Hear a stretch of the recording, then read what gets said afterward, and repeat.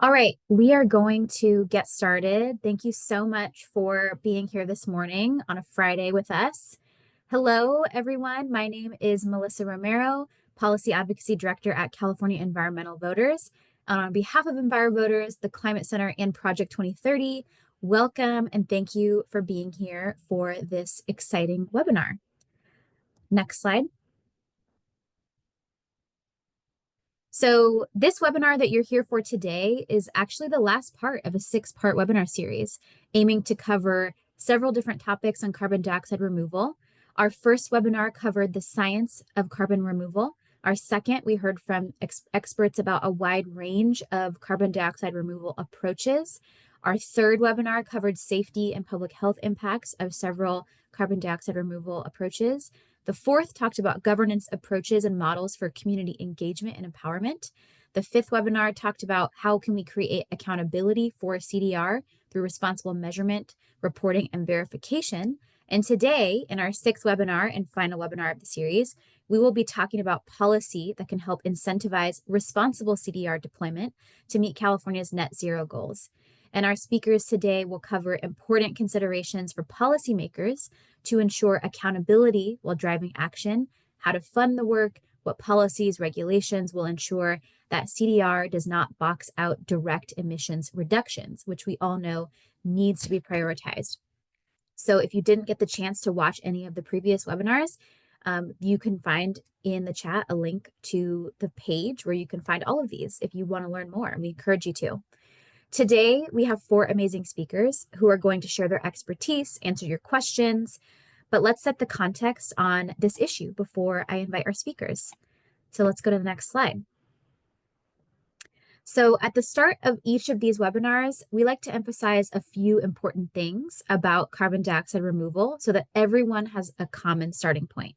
I'm going to say CDR from here on out. So carbon dioxide removal is CDR. That's the acronym. So first, CDR and carbon capture have different purposes and should be treated differently in policy, although there is, in some cases, shared physical infrastructure and some chemistry on the capture side that looks similar. So carbon capture is what takes CO2 from the smokestacks of existing facilities before it reaches the atmosphere, and carbon removal takes away CO2 that's already in the atmosphere. Second, to meet the global climate goals of staying below 1.5 degrees Celsius of warming, we not only need to stop emitting CO2, but we also need to remove legacy CO2 from the atmosphere, billions of metric tons of it every single year and continuously for several decades. So we need both to turn off the faucet and also to widen the drain to empty the CO2 bathtub by mid-century if we are going to save our future. So CDR refers to both nature-based solutions like compost application, reforestation, and technology-based solutions like direct air capture, enhanced mineralization, ocean CDR. And we need several CDR approaches working together to address legacy CO2 emissions at the gigaton scale. Next slide. So just want to acknowledge straight up that audience members and organizations here working on climate, even the ones who are on this webinar, may not entirely agree how to do CDR. But we want to disclose that the 3 host organizations, EnviroVoters, the Climate Center, and Project 2030, have these shared common principles. So first is we need to remove past climate pollution from the atmosphere. We need carbon dioxide removal. We also need to cut emissions to phase out fossil fuels. So that's where the direct emissions reductions needs to be prioritized and come in. Removals are not a substitute for reducing emissions. We cannot continue to allow business as usual. CDR projects should be community-centered and designed with input from communities. These projects should not worsen air quality. They should not worsen the environment or public health because of their activities. And that nature-based carbon dioxide removal is critical and has many co-benefits outside of climate benefits. Next slide.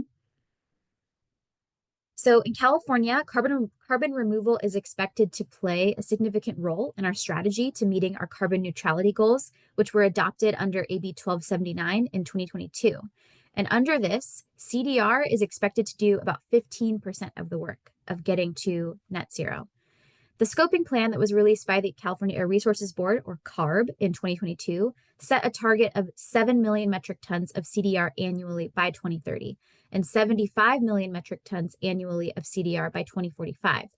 After that, we'd have to maintain the same level of CDR every subsequent year if we were going to meet what was in that plan. Next slide. So we have 4 incredible speakers here today to talk to you about policy levers for CDR. First, we're going to hear from Eric O'Rear from the Rhodium Group, who will provide an overview of CDR policy options in general. Second, we'll hear from Sabrina Ashjan with UCLA School of Law, who will cover the landscape of CDR in California, what the state has done, what policy proposals are out there. Third, we'll hear from Daniel Ress, staff attorney at the Center for Race, Poverty, and the Environment, who will cover what communities want to see in CDR policies and the concerns that communities have about CDR policies. And fourth, we'll hear from Emily Grubert, who is an associate professor at the University of Notre Dame, who will share the policy and research findings, what some important considerations are for policymakers. So we've got a great lineup of speakers coming. But first, we're going to do a poll question for all of you.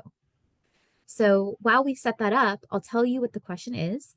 We want to know how each of you here plans to engage in discussions about carbon dioxide removal.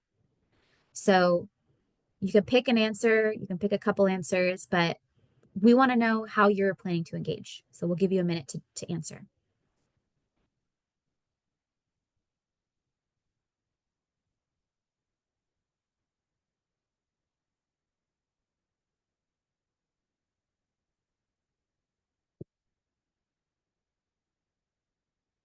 Okay.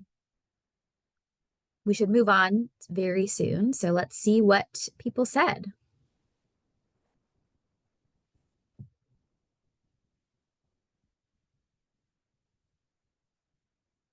All right.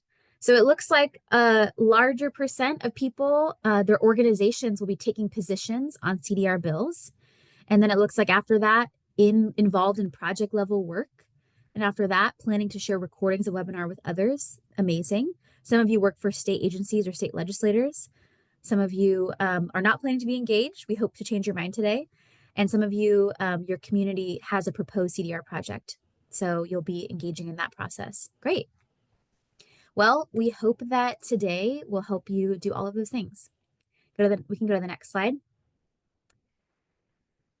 So quick housekeeping before we jump into the presentations. Add your questions into the Q&A box. You might not see other questions until someone answers them in the box. And some questions answered might be from people who submitted them during registration. So some of you submitted questions when you registered. We'll have a short 2-minute discussion segment after each presentation for any quick clarifying questions before we move on. And at the end of the 4th presentation, we'll have a dedicated audience Q&A set aside for about 25 minutes for questions. So we can stop sharing, and I would like to invite Eric O'Rear, our first speaker, to please turn on his camera. Eric is an associate director with the Rhodium Group's Energy and Climate Practice and Independent Policy Research Group. And his areas of expertise include energy, environmental policy analysis, energy system modeling, as well as building sustainability and resilience. Eric, I'll turn it to you. Hi, everyone. Thank you for this opportunity to present you all some interesting work we're doing here at Rhodium Group. Can we have the slideshow up, please?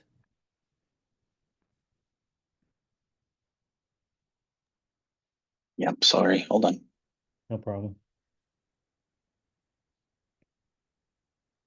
So, while we're waiting for the slideshow to come up, I'll just kind of give you sort of outline what today's presentation will focus on. So, Rhodium Group, last year, we were provided support by the Linden Trust for Conservation, the Climate Works Foundation, and Spitzer Trust to essentially conduct an analysis in which we, one, assess the current landscape of different CDR approaches, and as well as understanding the different policy options that would be needed to help CDR scale to the level required for decarbonization by 2050.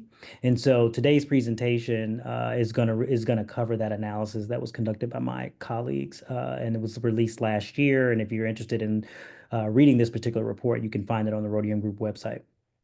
Next slide, please.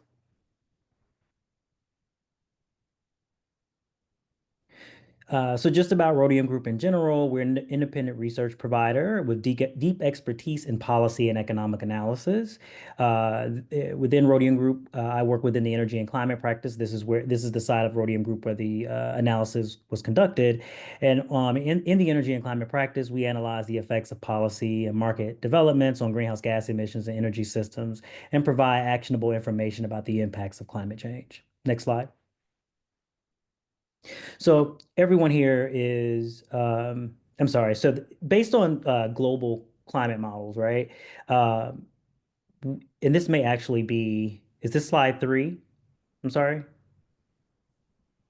Here we go. Sorry. So we already know what carbon dioxide removal is, but again, it refers to a broad set of processes and technologies that result in the net removal of CO2 from the atmosphere. Here in this illustration, we've present a select group of CDR approaches that we identified in our study. These particular solutions are not an exhaustive list of solutions, right?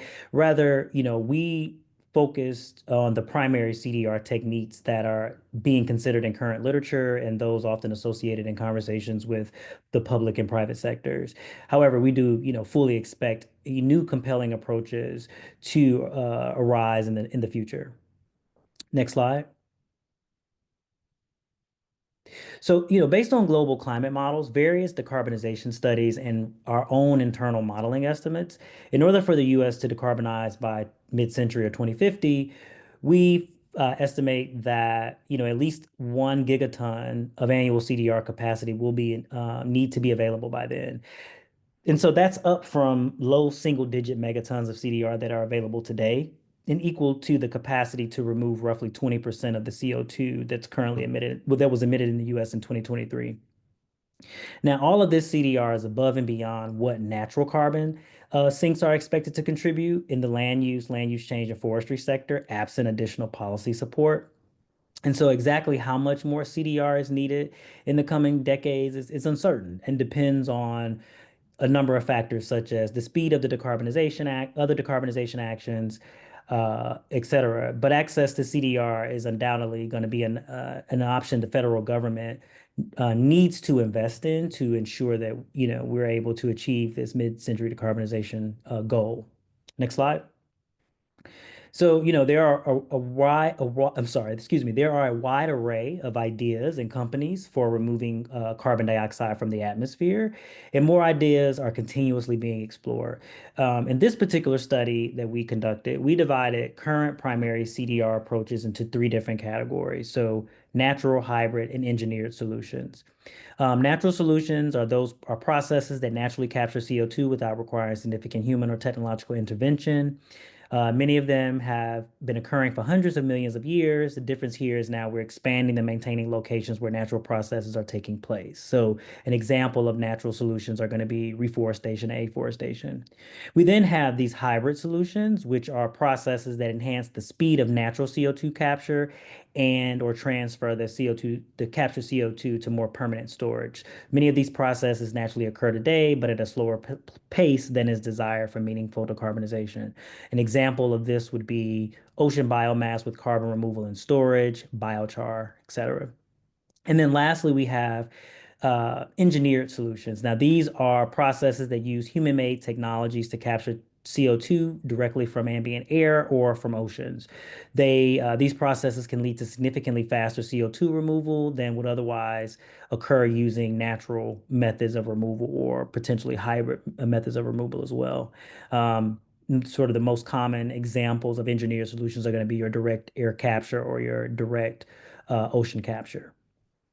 Next slide.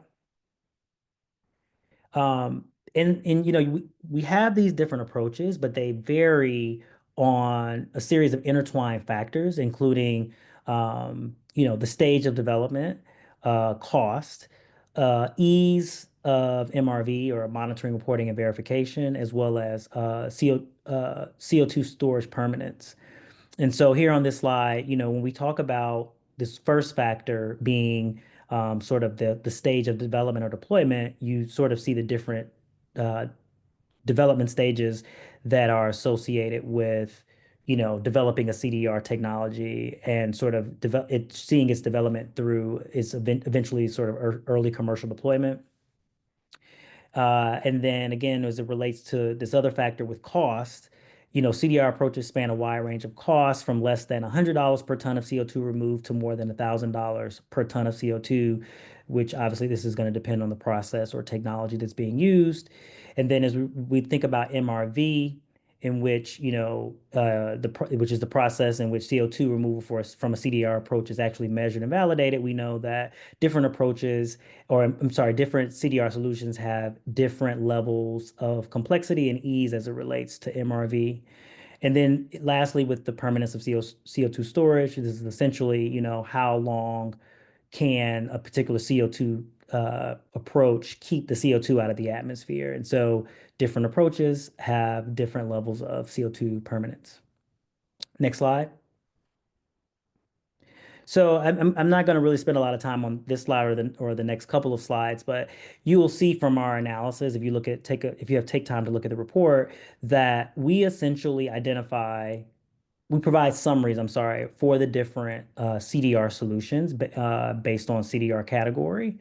And um, essentially for each solution, so for example, we have all the list of natural solutions that we covered in our analysis. We characterize each solution by the current stage of development, the cost, the ease of MRV, as well as the level of CO2 permanence. And here, when we talk about cost, we're considering cost ranges that reflect current cost estimates concurrent with the stage of development. So these are not going to be your sort of like future cost projections.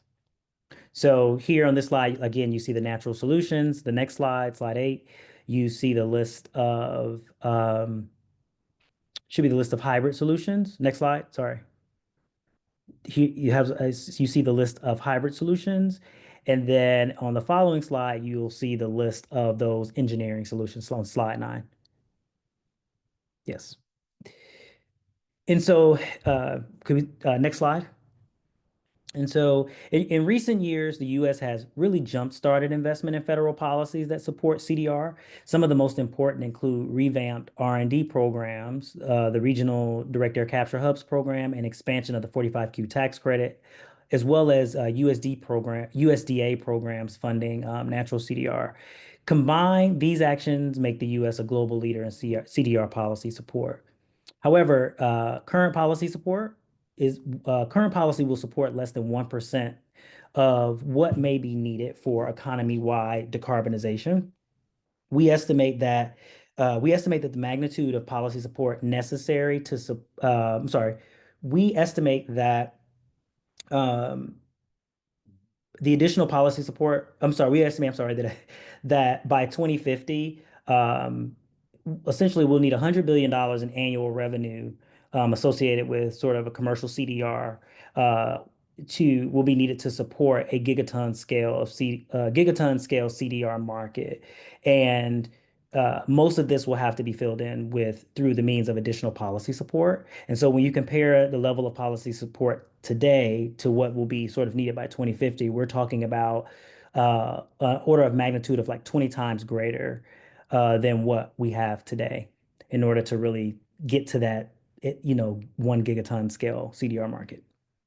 Next slide.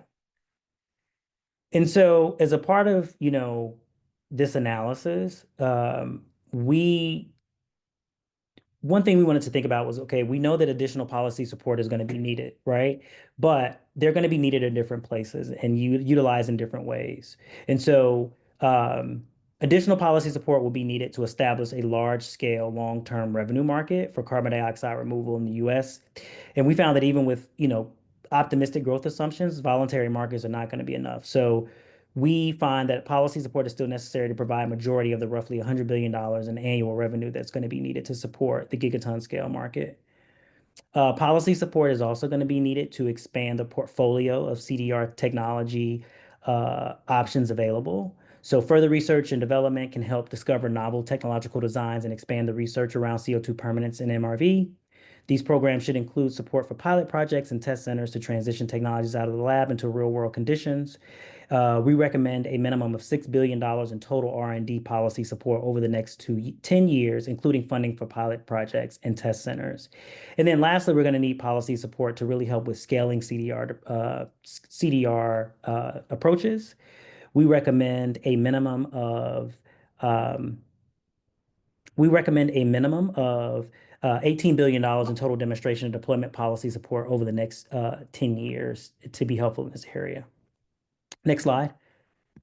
Sorry, and I apologize if I seem like I'm rushing. I just want to make sure I get through in the allotted amount of time. So when we think about sort of establishing this long-term revenue market for CDR, we identified sort of like three main ways to do this, right? So the use of tax credits, right? Establish a separate, more inclusive tax credit where the sole focus is CDR, therefore encompasses a wider range of technologies. We could also make 45Q more inclusive to advance other CDR approaches. We also have federal procurement as an option. The federal government pays for CDR services in increasing amounts of time. A procurement program can be structured to pay by the ton for CDR or pay for practices that provide CDR. And then also we have sort of regulatory policies. So economy-wide or sectoral level emission standards can create compliance markets that can permit CDR credit as a means of compliance. Next slide, please. So now when we think about sort of like US policies to expand the CDR portfolio, right? The federal government can invest more in R&D programs that will help spur innovation, bring down costs, mitigate risk, and improve the performance of early stage CDR. The federal government could also provide more support for pilot programs that are designed to spur competition and fuel innovation, and then also invest in R&D associated with in developing and improving existing MRV methods. Next slide.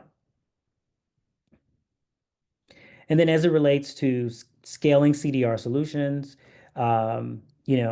we can rely on the federal government can continue to build out demonstration programs, so similar to the DAC Hubs program, but we know that costs can be the highest at the point of demonstration, and it's hard to secure financing since there's a greater risk associated with an unproven process at scale. And so continuing to help support demonstration programs as a way to sort of cover these upfront costs would be helpful. Another sort of mechanism to do this will also be the use of loan guarantees.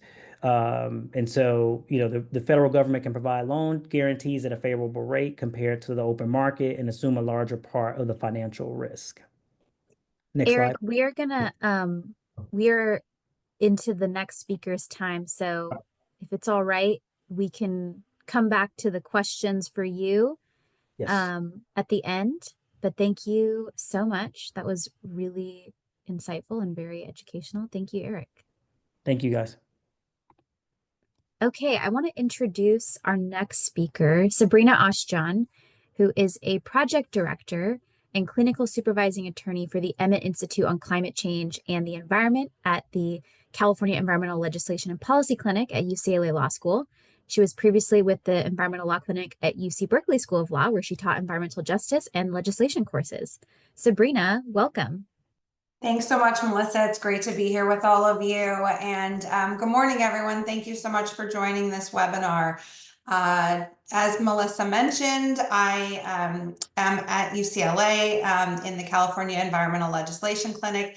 And one of the issues that we are working on and have been working on for the past couple of years is carbon capture, storage, and sequestration, and carbon dioxide removal, and how to make this the most safe in the state of California and how we can assist legislators in doing so. I may have talked with many of you who are on today about your thoughts on this topic as we've been doing stakeholder interviews and things of that nature. And if I have not, I look forward to talking with you at some point. We can go ahead and pull up the slides whenever you have a chance, and I will get started.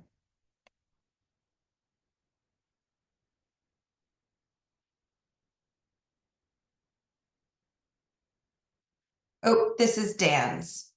Do we want Dan to go or do we want? Yep, perfect. Okay, wonderful. All right, so what I'm going to be talking about with you this morning is about where we are in California in terms of why we're even looking at carbon dioxide removal as a means to meet our climate goals, like how this even came about, as well as, you know, what's been happening in the past few years in this space and what we in the policy world kind of think is coming in this space. So I just wanted to set the stage for you all a little bit as to what's going on. And I apologize if many of you probably already know this. So I can go kind of quickly through the background on this, but things have really been in limbo right now because Senate Bill 905, which I'm going to talk about in a minute, established a procedure in California for carbon dioxide removal, but there was a moratorium that was negotiated and put in place that was waiting on the federal regulations, the PHMSA regulations, which are the Pipeline and Hazardous Materials Safety Administration regulations, which we were hoping would be done during Biden's term. These were released right at the end of the term, just in the last couple of days of his presidency. And so they never actually went into effect, and they're just sort of out there in limbo. We believe that the Trump administration will not be moving forward on them, but we don't know. And so there is this real limbo now because California was waiting to act until this, and now is kind of trying to figure out, should we act now, especially in light of the new federal administration? So there's a sense of urgency now in acting, where before we had been kind of waiting in the policy space on this. And so now there's a little bit of momentum in the movement, which I'll talk about in just a few minutes. So if we go to the next slide, I can just kind of set the stage of what has happened in the past few years. So in 2022, Governor Newsom highlighted the need for carbon removal to achieve the state's climate goals.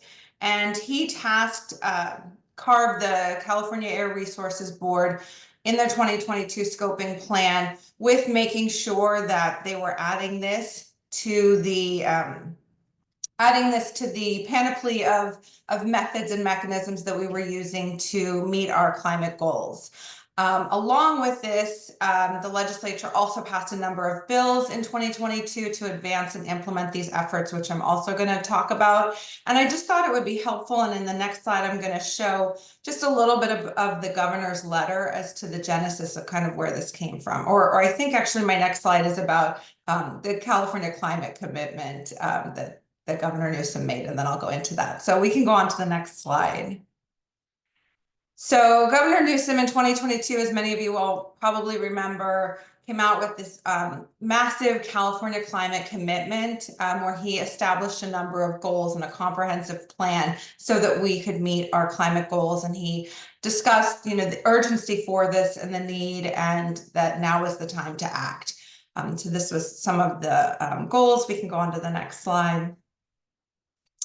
These were many of the policies and the legislation that were put in place. I'm going to go into more detail on them next, but I just wanted you to have it here for future reference if you want to go back to these slides for any reason. We can go on to the next one. All right, so this was the letter that Governor Newsom wrote, or a portion of the letter, highlighting the urgency, highlighting the need to include carbon dioxide removal in the goals that were going to be achieved in California. And he tasked and directed CARB with acting on this. We can go on to the next slide.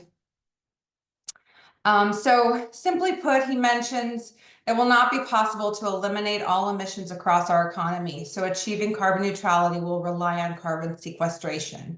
And so I know there's a lot of debate within various communities, especially I come from doing environmental justice work in the Central Valley, and so understand the fear of having these pipeline projects put in those neighborhoods, and the real devastation that can occur and that we have seen occur in other parts of the country. And so balancing that with the fact that the governor has said this is definitely something that we have to be doing in the state in order to meet the goals, trying to balance those interests. And so I just want to share that so that when we talk about the bills for this year, it kind of all makes more sense.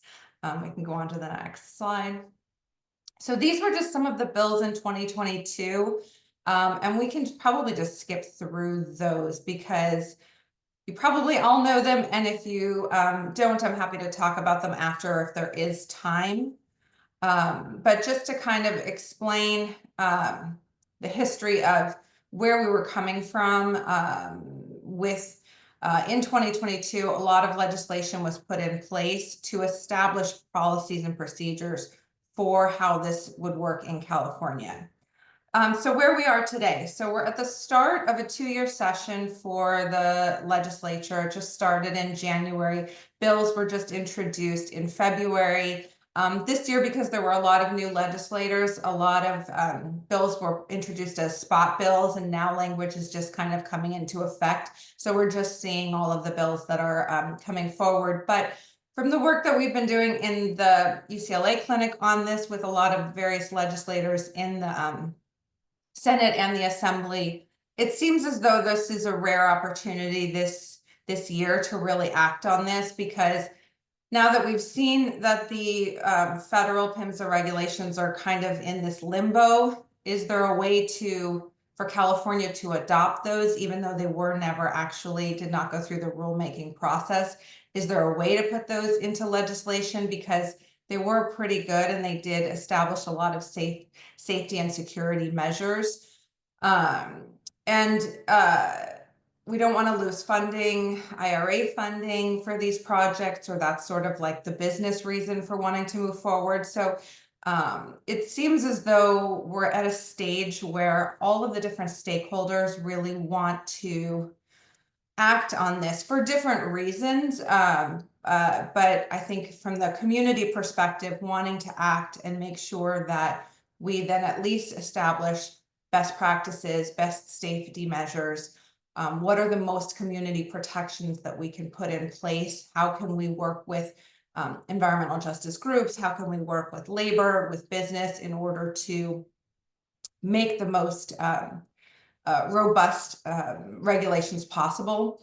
And so the stakeholders really this year, more so than any other year in the past few, really seemed, I should say poised, not opposed, apologies, to connect, cooperate, and collaborate in a meaningful way. Melissa, I see that you're on, so we might be at the time for my questions. I'm just gonna do, I think, the last 2 slides that just kind of highlight the bills that are coming. I can go into depth after with anyone about these bills, but these are some of the bills in the Senate to watch for, and then in the next slide in the Assembly to watch for. And I will also say that I think that some of these might merge together into one bill, so I don't see them all moving forward. I think that there's kind of conversations happening amongst legislators about what's the best path forward for this in terms of making sure that we have a process in place and also ensure that we have the most community protections, which will lead nicely into Dan's presentation next. Thanks, Melissa. Thank you, Sabrina. That was really helpful. So before we go to the next speaker, we have a couple minutes, maybe a minute, just a minute at this point, to have a quick question. So do you anticipate any extra investments needed as a result of the current federal government's cuts or general lack of support for green initiatives on this issue? Yeah, that's a great question. So I think, oh my God, there's like a million different ways I could go with that answer. And I would also love to hear from my colleagues on the panel. But I think the issue, more so than the funding issue, is at least amongst the legislators and policymakers, is really ensuring the safety aspect, because I think business is really aiming to go and you know, wanting to act on projects. And so I think the funding and financing at least to some degree, is there. I think the real issue is making sure that we kind of pump the brakes enough so that we establish safety and security measures and a good plan going forward, because once they're already building, then it's very difficult to change things and to kind of, stop the train from going. So I hope that answers the question, but happy to chat about it in more depth with whoever asked. Yeah, it's an important point. Thank you. Thank you so much, Sabrina. Really appreciate you being here and sharing all of your knowledge. I am going to introduce our next speaker, Daniel Ress, who is a staff attorney at the Center for Race, Poverty, and the Environment. They are a graduate of the University of Colorado's Law School and joined CRPE as a staff attorney during the summer of 2020. Dan has done so much great work to advance environmental justice in California. I've had the pleasure of being part of some of that work with them. So I'm really excited to introduce Dan. Hi, everybody. Yeah, and thank you so much, Melissa, and all of our hosts for inviting me today. Yeah, also thanks to all the other panelists. It's an honor to be with y'all today. I'm going to be focused on protections that we need to make sure that this CDR goes well. And I'll talk a little bit about climate risks and protections, and then focus in more on community risks and protections. And then I'll wrap up by thinking about some of the opportunities to end on a bit more of a positive note. Thinking about climate risks, one issue is illegal to use captured carbon in the state of California for enhanced oil recovery. However, our programs still incentivize it, including the state's low carbon fuel standard. If you do that, then you're producing way more carbon than you're removing. It is nonsense as a climate policy. It's actually a pure oil subsidy. Now, the other big issue, I think, is the opportunity costs in terms of climate. That this is very expensive. I should say I'm going to be focused mostly on direct air capture and bioenergy with carbon capture and storage. And a quick note on terminology: I use CCS and CDR, engineered CDR, pretty interchangeably. From my perspective, it's largely a difference of degree, whether you want to call it CDR. And oftentimes things that are called CDR aren't CDR. So I don't think there's as big a line as some might. But regardless of that, they're unlikely to benefit much from economies of scale because the main cost is the power that's needed to run the equipment. And so these are just going to stay really expensive, profoundly so, actually. And focusing in on bioenergy, carbon capture and storage, this in particular, direct air capture can be carbon removal. This really not, in the real world, probably can't be. It's a shell game. It has very unrealistic assumptions in order to call it carbon removal. Like, we'll only use ag waste and forest waste, except that's never been done before. And so we say that, even though that's not the reality on the ground. Also say this is, like direct air capture, very expensive and inefficient, and then it's carbon positive. So we have reductions on paper that are hiding the real emissions. I also want to focus in on the moral hazard, or also called mitigation deterrence. This was discussed at the top before the panelists started, where we want to make sure this is addressing legacy emissions rather than current emissions, and like reducing our ambition to do direct emissions reductions. And so it's really important that there are no offsets. If you're offsetting your carbon removal, at best, that carbon removal is net zero, which is not carbon removal. It's basically a Rube Goldberg machine. And at worst, if you're not doing your math well, it's carbon positive because you're offsetting it, you're overcrediting and offsetting, which is what almost all offsets are, overcredited.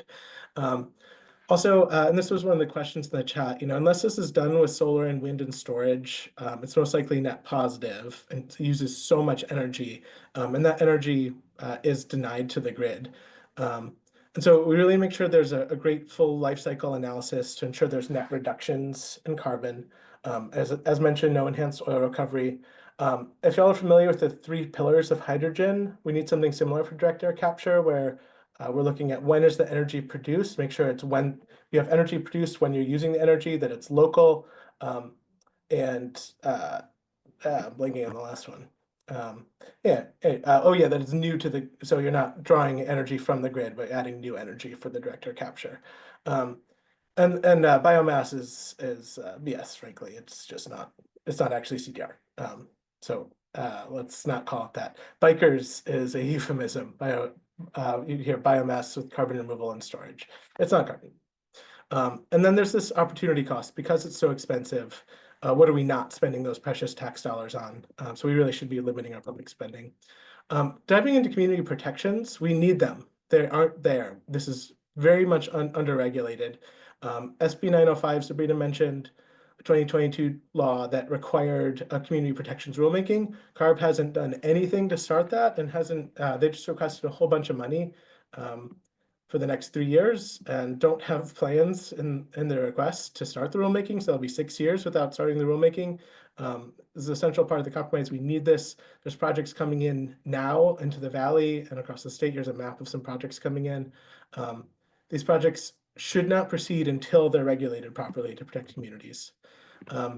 So diving into some of the specifics, we want to make sure that these projects do not increase local air and water pollution, that there is distance between them and communities because there are some pretty serious risks locally, that they are powered by excess clean renewable energy.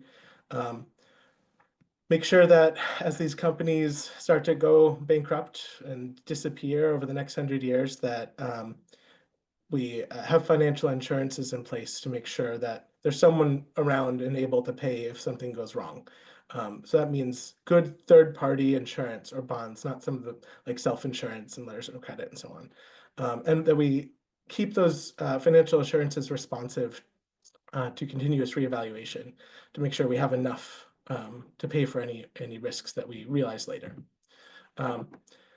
We also, as mentioned, we don't want to drag our heels in direct emissions reductions, no offsets, the LCFS credits, direct air capture anywhere in the country right now. That's just nonsense for a program focused on California transportation fuels.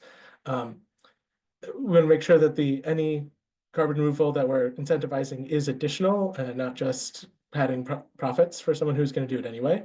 And we want to make sure that this is polluter pays and there's no increase in utility rates. This is more for carbon capture like a natural gas power plants, but it does apply to bioenergy sites as well. Let's make sure that ratepayers aren't paying even more for already expensive energy, pay for this thing that really isn't helping us on climate anyway. We definitely want to see good process here where community members know what's happening and have a chance to weigh in through notice and public workshops. I didn't love the DOE approach to community benefits plans, and I wouldn't necessarily want to require community benefits agreements, as discussed in a previous panel, that can have some weird impacts. But we want to make sure there are community benefits and that those are transparent and engaging people impacted by the project, wherever this is going in. Although there really should be full informed consent as part of that. We want to make sure CEQA is done fully here. There's a full EIR on all these projects. This is a new thing and there's a lot of impacts. Let's look at them carefully before we leap. And let's do some worst case scenario modeling as we get into things. I'll look at storage briefly, just to, we want to make sure there's a good, we know what we're doing with storage, that we've studied this properly. I listed out a bunch of aspects of that, but just carefully look at storage statewide before we start storing so we know what we're working with a little bit better. And then on a project by project sense, we want to assess and prove that there's stable geology. So that means that it's not going to leak the carbon, which it will actually a little bit. It's a question of how much. We don't really limit those leaks. And we want to make sure we're not increasing earthquakes, which is an issue just like with fracking. When you're injecting pressure into the ground, that can cause that.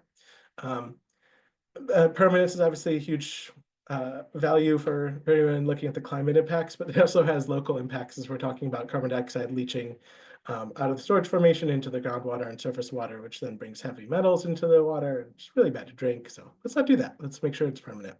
And that we have proper site characterization. We know where the plume is going to travel, that this is going to stay where we think it's going to go, and that's important to make sure this doesn't accidentally go into people's homes, which is, by the way, legal right now for it to be this toxic waste to be stored into people's homes. It shouldn't be, and we should make sure that wherever the carbon is going is where we think, and if it goes differently, then we should pause those injections.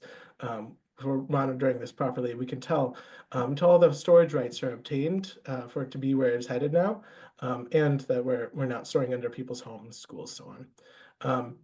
As mentioned with the setbacks earlier, we want to really protect our groundwater. I think I have just 2 more slides. I'll be brief on this one. Transportation, we want to keep the moratorium in place until there's really strong rules that may need to be at the local level, or sorry, excuse me, at the state level, as Sabrina suggested before.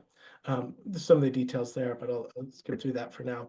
And I just want to close by talking about some opportunities. We really want to look for real code benefits with carbon removal.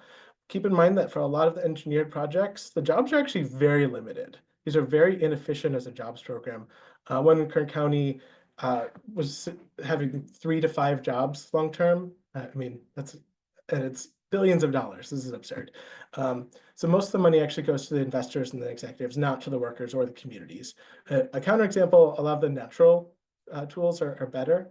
And so like a healthy soils program has reduced need for fertilizers, pesticides, irrigation water, increased water retention, soil sustainability. What a great, win-win-win all around.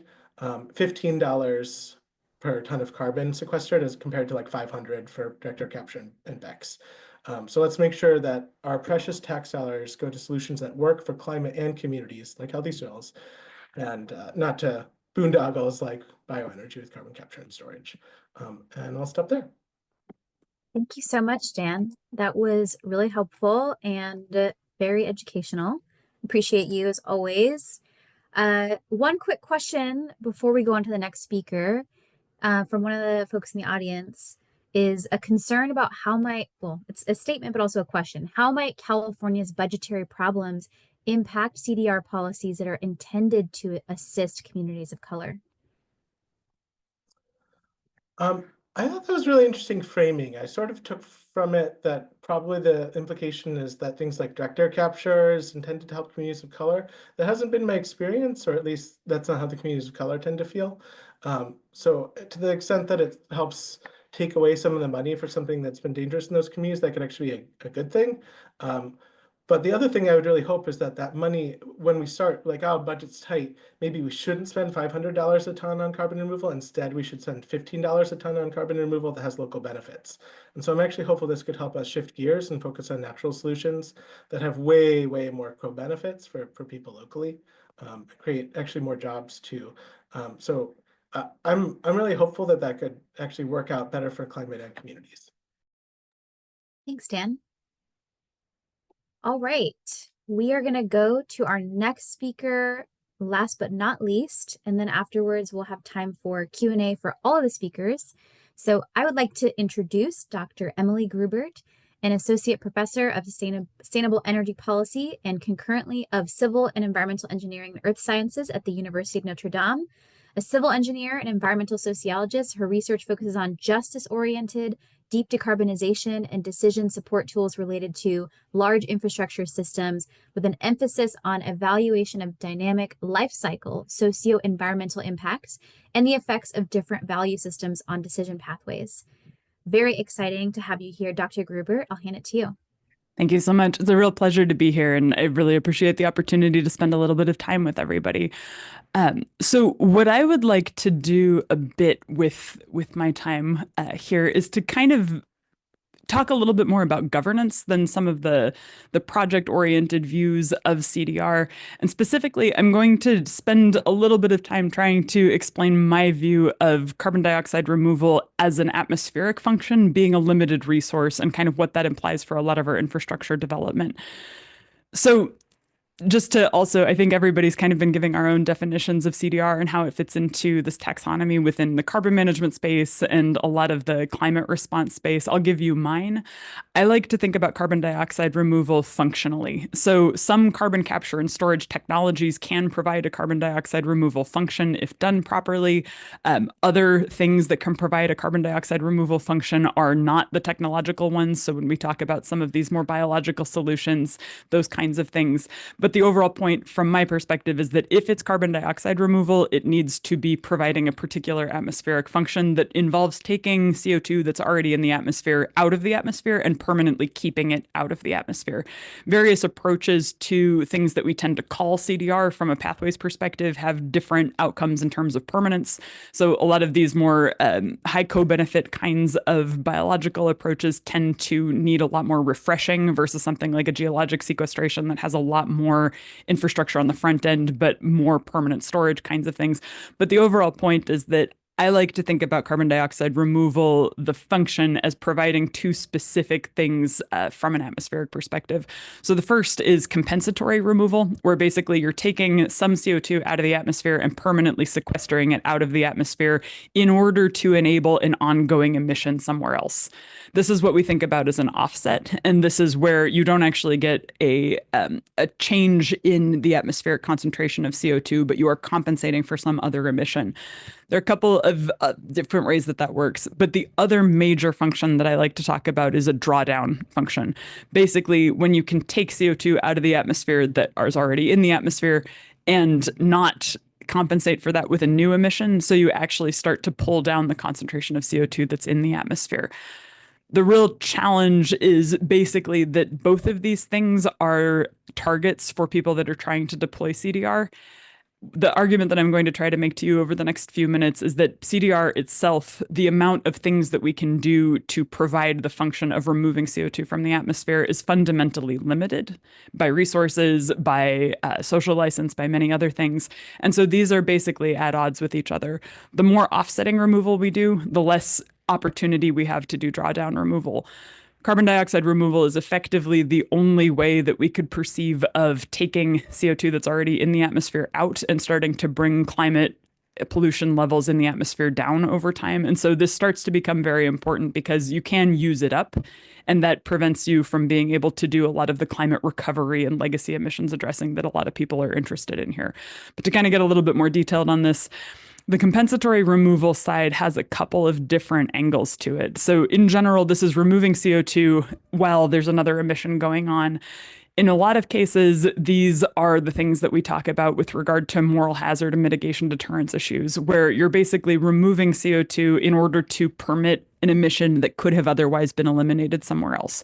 So if I continue to run a natural gas-fired power plant, and then I start to do carbon dioxide removal to offset that power plant, I could have done something to prevent the emissions from happening from that power plant in the first place, so switching to another fuel or something along those lines. So in those cases, the terminology that I tend to kind of use are sort of discretionary removals or luxury removals, where you actually are doing something that you could have achieved by mitigation instead of removal.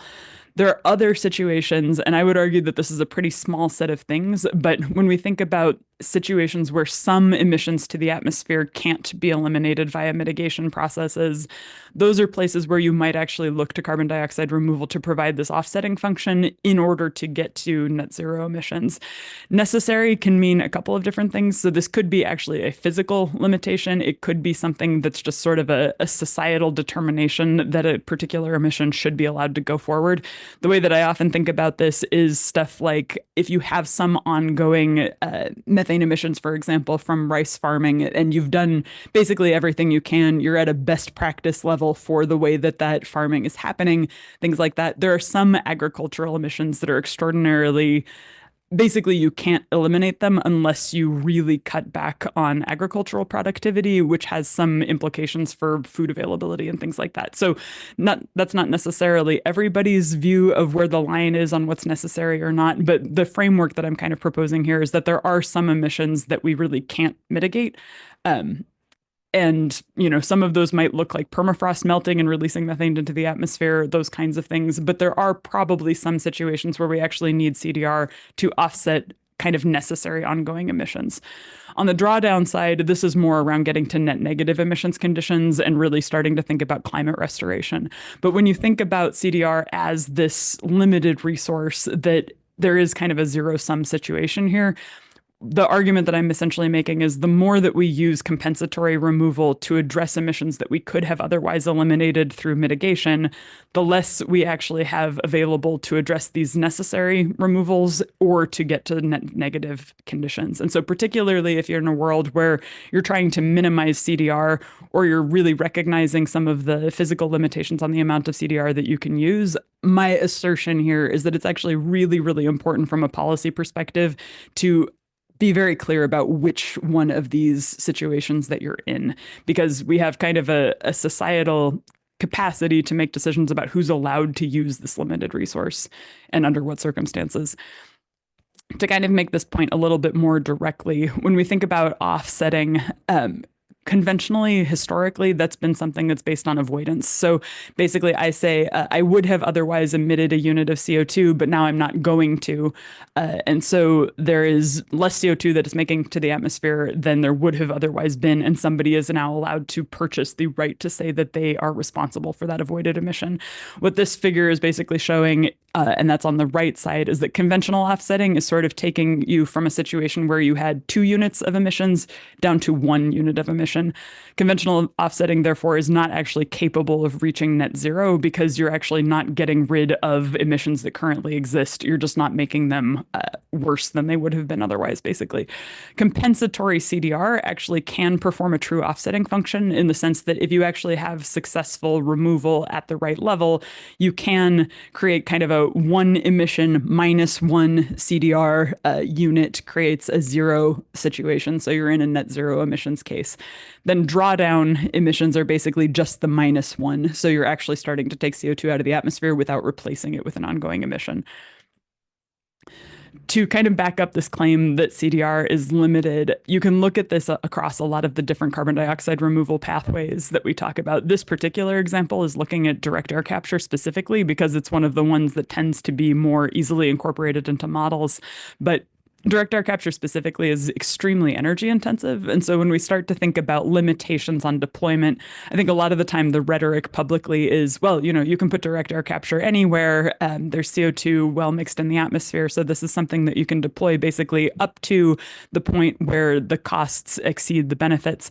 My argument is that's not really true because you do run into resource limitations very, very quickly. And so what this chart is essentially showing is that based on deep decarbonization models for the US on the left and globally on the right, the amount of direct air capture that is conceptualized in some of these net zero models would put the electricity consumption for direct air capture alone at one of the largest electricity consumers in the world, kind of by mid-century or end of century, depending on what you're looking at here. So on the left, this is basically suggesting that for the US in 2050, direct air capture could be the 3rd largest consumer of electricity for the whole country. Notably, electrolysis in this particular situation is even larger. So 2 totally new industries that are essentially really, really significantly taking up a lot of the electricity resources that we have available. When you think about providing that from renewables and other zero carbon resources, you can see very quickly how this expands a lot of the need for land use, various kinds of technology deployment, et cetera, to power this. But this is not a realistic thing to assume that you can kind of do indefinitely and to whatever level that you want. Similarly, on the right side, we kind of see that you could really see a situation where CDR is taking up about as much of the electricity use as we currently use for the whole world by the end of century, which is sort of wild. So limited resource. Really, really quickly on the governance, and then I will stop. I think my overall conclusion here is that when we think about carbon dioxide removal, it's actually really important to not put this into a profit-motivated space because that is something that's going to encourage us to maximize the use of CDR. If we maximize the use of CDR, that's going to tend to have people deploying CDR in cases where you're actually having high ability to pay for that use, which is going to tend to be things that could be mitigated otherwise because that's where the money is. Typically, drawdown CDR is never going to have like a particular profit center. Similarly, emissions reductions associated with kind of ongoing emissions that are necessary for things like agriculture in poor countries, you're never really going to have a high capacity to pay for those kinds of things. And so the more that you poke this toward a profit motivated sector, the less you probably have some of this limited resource being dedicated to the things that we actually need for climate functionality. So I'll stop there, and it's a real pleasure to be here today. Thank you. Thank you so much, Dr. Gruber. That was really great. There is one question that we have from someone in the audience for you before we go to Q&A with everyone. And that is, what are your thoughts on the direct air capture park in Texas utilizing renewable energy sources to run? Yeah, and I think I get questions a lot about specific projects. I'm actually a lot less concerned about specific projects in thinking about CDR deployment than in really thinking about what our strategy is for using CDR more generally. So I care a lot about what that application is. Obviously, I think some of the other speakers kind of pointed this out. Certain kinds of things that get billed as carbon dioxide removal have higher or lower ability to actually achieve that function. So like, what is your net greenhouse gas contribution? All those things are really important. My question, though, is if you're doing removals, what are you using them for? You could have a really fantastically built CDR project with really good community benefits and all this sort of thing that is being used to offset coal plant emissions. I don't think that's a good idea. If it's being used to do something like offset, again, agricultural emissions in poor countries, or really start to look at some of the potential for drawdown, I'm much more interested in what that looks like, just because it has more of an ability to get us toward a net zero future. So it's really more about what the removal is being used for, from my perspective. Yeah, absolutely. Well, thank you so much, Dr. Gruber. I would like to invite all of our speakers to come back on camera because we are going to move into the Q&A portion of the webinar. But before I go to audience questions, I did want to just open it up for any of you who have questions or comments for any of the other speakers you just heard.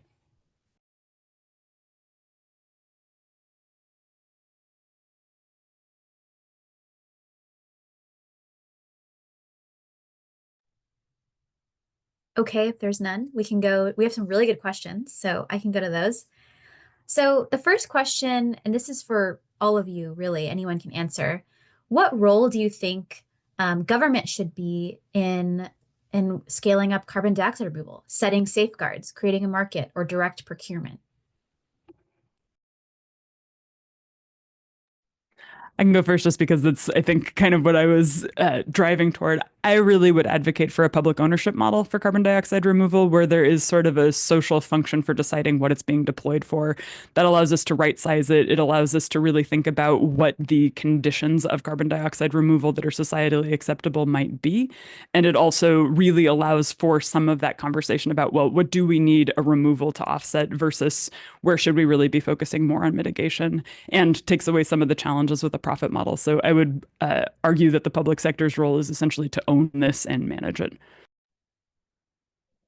I just want to add, I think, the public sector, I think, is has to play a very significant role. For example, we were talking about in sort of the presentation I did where, there's opportunities to sort of plug in terms of developing these newer technologies, providing ample support for their development, as well as sort of getting them to the demonstration and early commercialization phases, which we know is sort of like can be difficult to really get a lot of private sector buy-in across those different phases. This is where I think the federal government has to play a critical role to kind of getting us there so that we can deploy whatever sort of technologies we see as, suitable CDR technologies. Yeah.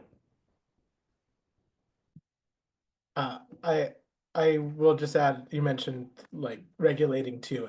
To the extent this is being done, it needs to be very carefully regulated. And so I want to make sure that the government has a strong role in making sure this goes how it's being sold to us instead of how we've seen it actually deployed in most cases. Yeah, I would just echo that. Awesome. Thank you all. The next question that is for all of you is, what is the role of nature-based solutions in CDR policies, and how do we address durability and permanence concerns?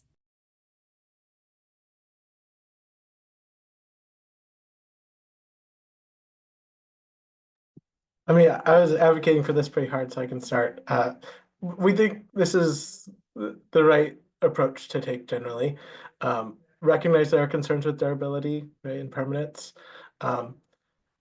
But I will name that actually there are concerns with permanence and geological storage too, as well as in materials use. No one has ever done geological storage for climate reasons, really. And there's only been like 2 projects that have been monitored carefully, both in Norway, and both have been sort of case studies and all that can go wrong, and how each project is different. And so I think that's like this idea that one is permanent and the other isn't quite right. It's actually that both are speculative. And while it may be easier to measure how much carbon you're putting underground than it is to measure how much is going into the soil, that we need something in place to make sure that both are in effect durable. And you can actually make sure that your soil stays a good carbon sink through good policy, just like through careful monitoring and policy around geological storage. You can make sure that, or do better to make sure that carbon stays underground. I think one of the things that stands out for me on the durability front is that the demand that we have for durability is actually a function of assuming that this is mostly an offsetting technology. I care a lot that CDR is permanent if I'm using it as a reason to be allowed to emit additional CO2 to the atmosphere. I care a lot less about specific durability if I'm working on drawdown or if I'm working on something where I can just measure direct atmospheric flux or something along those lines. So to the extent that CDR is being used as a permission structure, as an offset, the durability has really followed from that. But if we got to a point where mostly we're talking about like how do we actually stay in a net zero balance eventually, there are much more direct ways of measuring whether you've achieved that than kind of ton for ton capacity at an individual project level. So getting to a world where you're kind of in net zero, you measure atmospheric flux. If that year you are not where you need to be, then you kind of adjust your processes. It doesn't necessarily need to be ton for ton if we're not in an offsetting regime. And I think that that really breaks open some of the possibilities for CDR when we move to that direction. Thank you for that. I have another question from the audience. This is for you, Emily. Is there a concern that appropriate geologic storage zones are limited? Example, that luxury CDR could fill up all the safe and permanent carbon storage sites, and then we would have nowhere to put drawdown carbon. Yeah, that's a great question. Hypothetically, yes. From what I've seen, the geologic storage is not the limiting factor. It's the energy for the most part. When we're talking about something that's leading to geological storage, these are incredibly energy intensive projects. That's part of the reason why they're so expensive. But it just ultimately, I think the energy is the thing that you bump into first. There are probably some places and some types of projects where it's the water that you maybe bump into first. With some of the land-based things, it's land you bump into first. So the geologic storage could be an issue. And I think particularly the ones that are maybe kind of considered ready to go or have really strong social license are obviously more limited than the actual geologic potential. But I think you run into energy problems far before you run into geologic storage issues. Brief Go ahead. exception to say that a lot of the storage formations are old oil and gas, like in Kern County, where we're a big target for this. There's 100,000 holes in the ground from oil and gas extraction, where how much of that storage is actually good storage when we know that there's these zombie wells leaking all over, not to mention the idle and active wells. So yeah, we may also run into storage problems immediately in some places. Yeah, good point. So this is a question for any of you. If you could pick one federal policy that would spur CDR in the US, what would that be?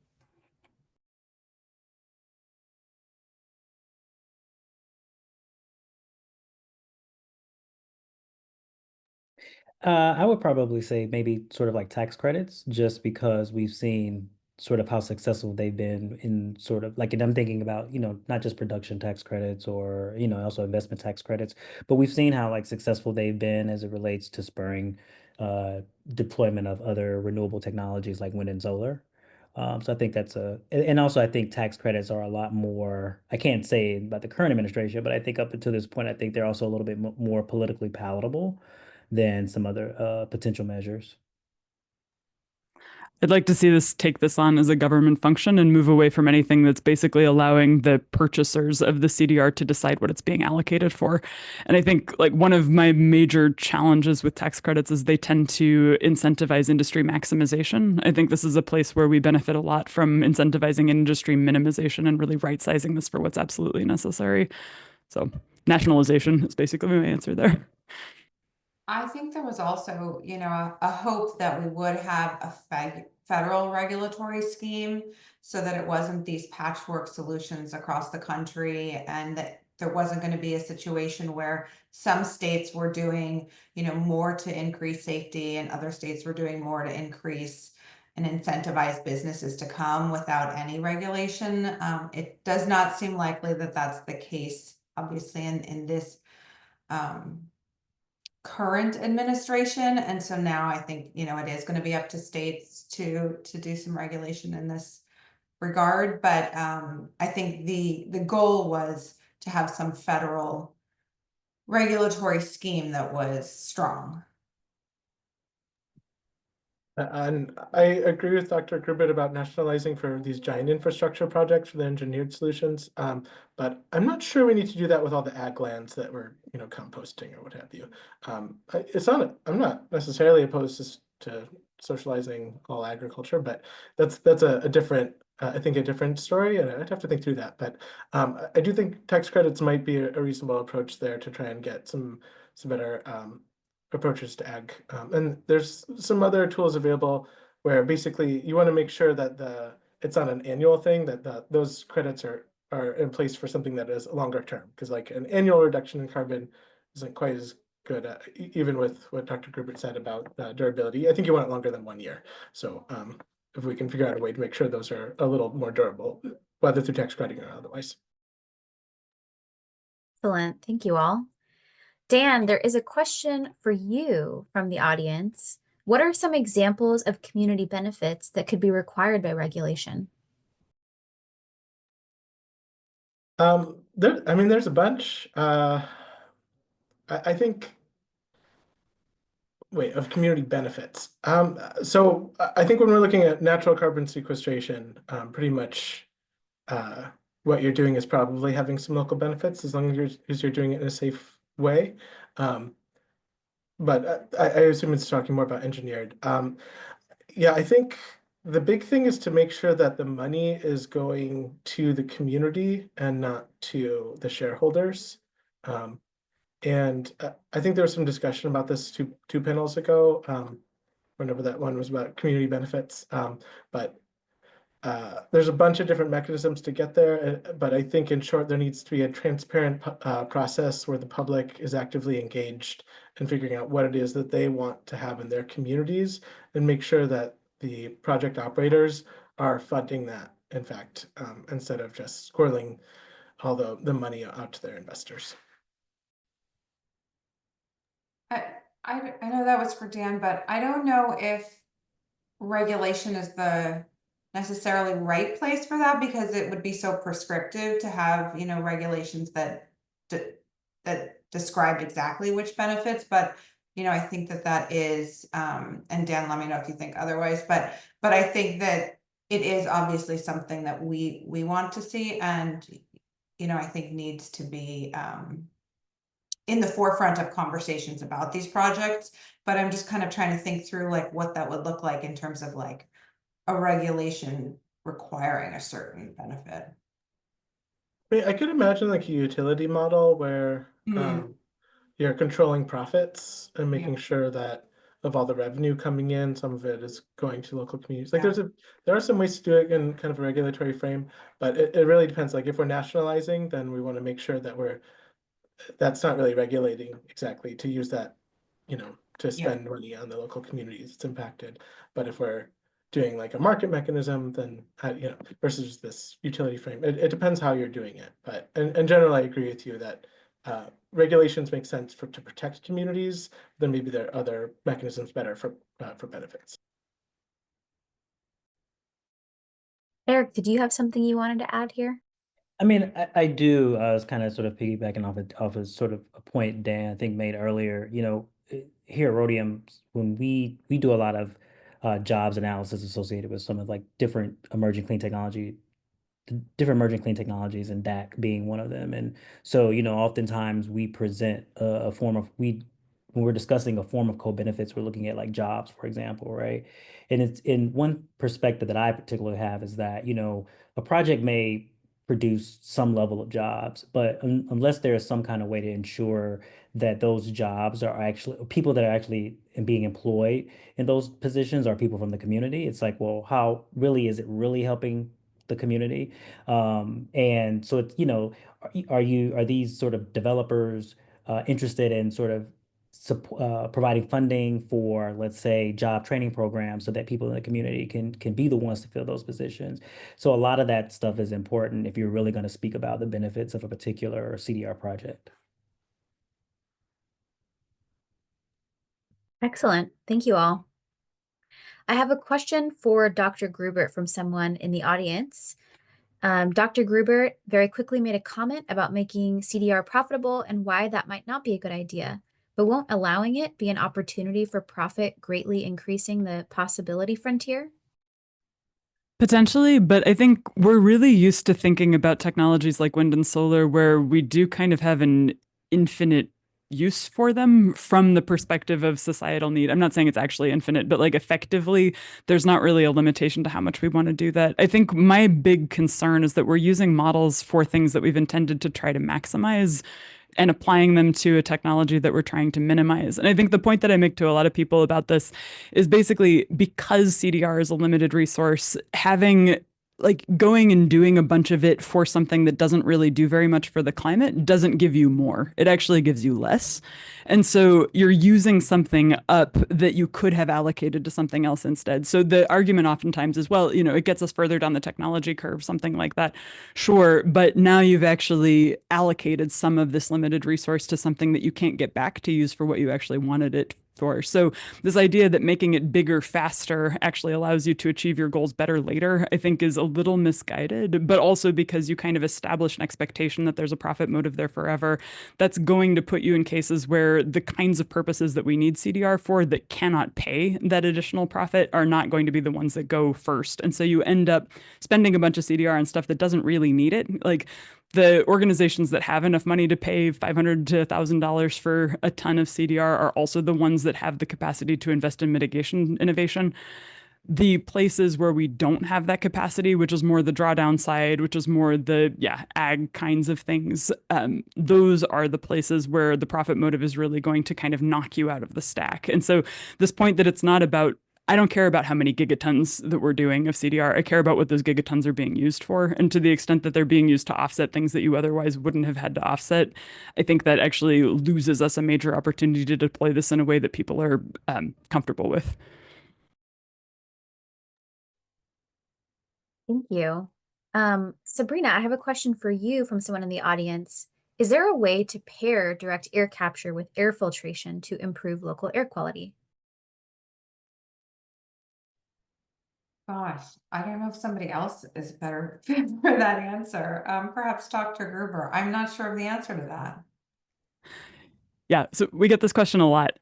Hypothetically, yes, but you're adding different equipment. So basically, with a direct air capture facility, if you're building a big box that's doing a lot of air filtration, you would need to add additional equipment to that big box. You can do that. It's an additional cost and doesn't probably happen on its own. People talk with the mitigative CCS stuff, so like what you put on the back of a power plant, about how that can reduce other air pollutants. The main reason for that is because the kinds of materials that are being used for scrubbing can actually get poisoned by some of the air pollution that we care about. So like SO2 in particular makes the carbon capture less effective. That's a little bit less of a problem for direct air capture. So from a technical perspective, there's no real need to do it. It's not an inherent process.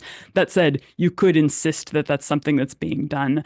There are probably more direct and cheaper ways to reduce air pollution locally, though, and that tends to be what people focus on there. So hypothetically, yes, it might not be the best move if that's your goal. Great, thank you. Okay, I have a question for all of you. One topic that hasn't been addressed very much is marine CDR. While there is tremendous potential for drawdown in the ocean, there's also potential for negative impacts for marine ecosystems. What role should government play in exploring this potential?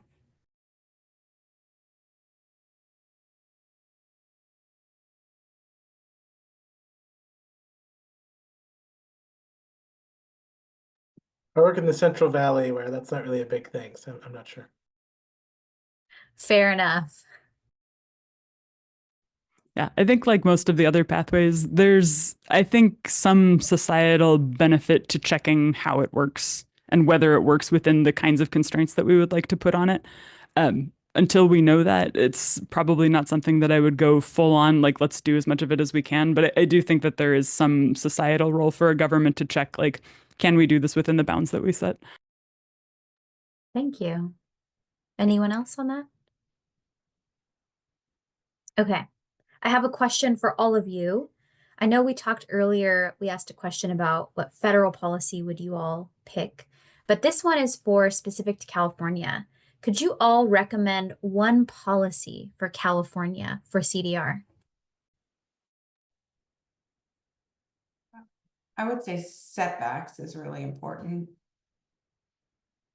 Like setback from communities. And maybe a second one, odorant requirements. I think it was also good.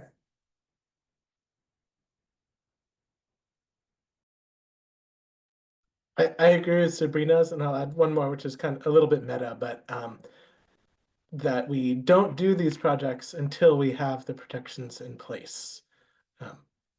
Yeah, but otherwise agree. Yeah, I think California has strong climate policies relative to a lot of the rest of the country. And so mine would probably be, I'd really love to see California have a strategy for achieving net zero that really gets at, well, how much do you need and what are we doing this instead of doing, and really kind of come to an overall opinion about how much mitigation, how much removal is going on. Sorry, I'm not really familiar with sort of California environmental policy or things like that, so it's hard for me to really kind of chime in to kind of give an idea about what might be best for that particular state. That's okay. Okay, I have another question for all of you. Can and should CDR be folded into California's existing climate programs, like cap and trade, or is there a different mechanism?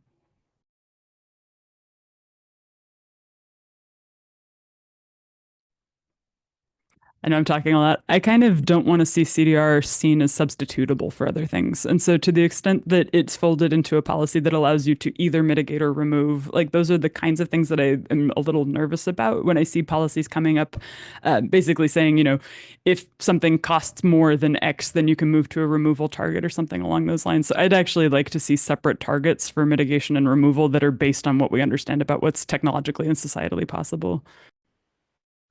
Well, and I think something that Dr. Gerber mentioned earlier about this idea of moving bigger, faster, more is the same kind of issue that we see with cap and trade, where we're trying to also move away from a lot of the negative things that we're doing in society. And I think putting them together in a way of just, let's do more, because that is gonna, from a numbers perspective, look better, is not really actually making the environmental,